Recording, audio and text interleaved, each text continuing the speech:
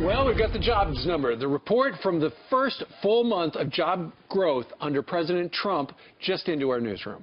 Look at these numbers. According to the Bureau of Labor Statistics, 235,000 jobs were created in the month of February. That is more than expected. That's up from 227,000 added in January. I think that's winning. That's why I got a little bit more tired. And the U.S. unemployment rate is now 4.7%. That's down from 4.8% in January. So certainly some good numbers coming. That's why those college students are taking naps. They're tired of winning. I'm reading everywhere. Some of the commentary about the number. This number clears the way for the Fed to increase the interest rate going forward. Newt Gingrich, former Speaker of the House, joins us right now live from our nation's capital. Newt, also, according to the Wall Street Journal, the labor force participation rate went up a little bit, and wages better than last month as well. Well, look, I think this is the beginning of turning the Trump rally into a Trump reality. He's already worked very hard to create jobs. He's going to do a lot more. His deregulation efforts are going to pay off big time.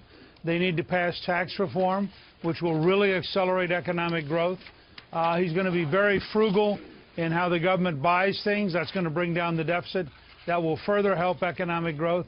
So I think you're seeing the beginnings, I emphasize beginnings, of a potential Trump economic era that could involve great consumer confidence, lots of people going out starting new businesses, and a real boom in American job creation. Well, Mr. Speaker, speaking of beginnings, the beginnings of the rollout of the Republican repeal and replace of Obamacare has taken place. And with Vice President Mike Pence, he's now out there backing the bill, says this is our bill, and trying to get everyone behind it, including conservatives. What do you make of the state of play right now with conservatives out there criticizing the current plan, the Vice President making a big push on it, and the President himself doing so with folks coming to the White House?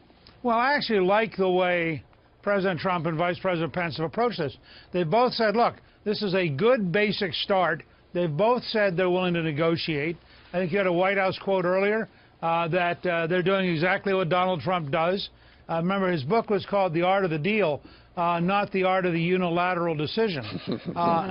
And that's the way it should be. The legislative process, this is what Obamacare did not do. They didn't go through amendments and hearings and negotiations. Regular order. They rammed it through.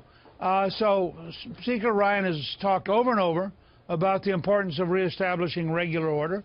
Senator McConnell has a very hard job because of the nature of Senate rules and the fact that his majority is so narrow.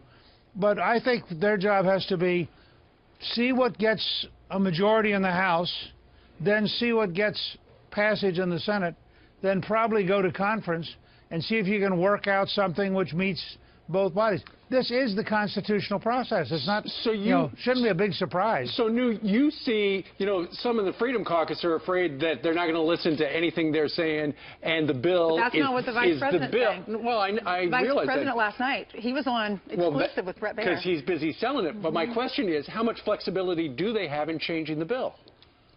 They have as much as they need to get to a majority.